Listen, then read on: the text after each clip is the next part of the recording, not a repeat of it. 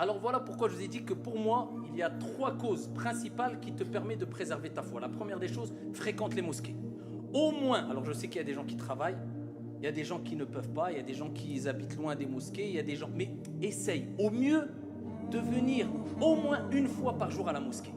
Et je peux vous dire que ça va sûrement changer votre vie si vous n'aviez pas l'habitude de venir une fois au moins par jour à la mosquée. Au moins une fois par jour. Tu travailles, salat al-isha à l'état, ou bien salat al-subh avant d'aller au travail, mais au moins une fois. Pourquoi? Parce que tu viens dans la maison de Dieu. Tu vas te ressourcer dans la maison de Dieu. Il y a des anges, al-malaïka, qui invoquent pour toi. C'est une recharge que tu fais. C'est une bonne piqûre de rappel. Et le prophète, alayhi salam, dans un hadith, rapporté par At-Tirmidhi, certains savants l'ont jugé faible, d'autres l'ont jugé Hassan. Il dit إذا رأيتم الرجل يتعاهد المسجد فاشهدوا له بالإيمان. Si vous voyez une personne qui fréquente les mosquées, qui a l'habitude de venir à la mosquée, attestez qu'il a la foi. Et tu vas voir que ça peut changer ta vie d'un point de vue spirituel si tu fréquentes au moins une fois par jour. Et pour les sœurs, bien sûr, c'est plus compliqué, souvent pour elles, etc. Et ce n'est pas obligatoire pour elles de venir. Mais au moins, on leur dit le Jumu'ah. Au moins que les sœurs viennent au moins au Jumu'ah, participer à la Jumu'ah. Cette prière qui est pleine de barakat, de bénédictions, afin d'écouter un rappel. Si Allah a voulu qu'on ait un rappel par semaine, c'est qu'il sait que l'être humain a besoin d'au moins ça. Au moins un petit rappel, une piqûre de rappel dans la semaine. Parce que toute la semaine, on est noyé dans la recherche de l'argent, les projets, ce qui est noble, les projets, construire, les responsabilités familiales, etc., etc.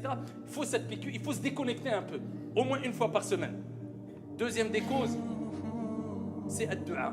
Le prophète, alayhi salatu wassalam, il nous dit, la foi s'use, s'abîme dans le cœur comme s'abîme le vêtement. Demandez à Allah, fas'alullah, demandez à Allah de renouveler la foi dans vos cœurs. Ça, c'est un des meilleurs remèdes. C'est simple. Tu dis Allahumma jaddidil imana fi qalbi. Ou en français, oh Allah, renouvelle la foi dans mon cœur. Une fois par jour.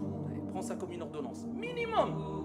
Une fois par jour, tu demandes à Dieu de renouveler la foi dans ton cœur. C'est le prophète alayhi salam qui l'a dit. Allahumma jaddidil imana fi qalbi. Et cela, on l'avait déjà cité dans des précédents sermons. Et la troisième des choses, qui est simple aussi, c'est dhikrul maut, le rappel de la mort. Parce que dunya qasiratun mahma talat. Même si tu vis 100 ans, 120 ans, wallahi, la vie, elle reste courte. Même si tu vis 140 ans, ça reste court. Si tu enlèves ta période de jeunesse, si tu enlèves le nombre d'heures que tu dors, si tu enlèves le nombre d'heures dans ta vie que tu as utilisé pour manger, si tu enlèves le nombre d'heures que tu as utilisé dans des loisirs, qu'est-ce qui t'a resté? Qu'est-ce qu'il te reste concrètement de ta vie?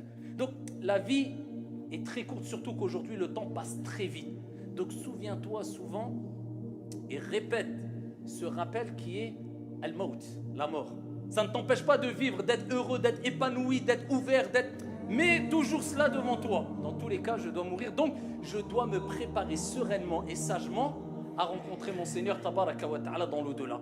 Alors si tu respectes ces 3 choses, une relation avec la mosquée, ad-du'a et te rappeler de la mort, je peux t'assurer que bi'idhnillah azza wa jal, tu vas préserver ta foi.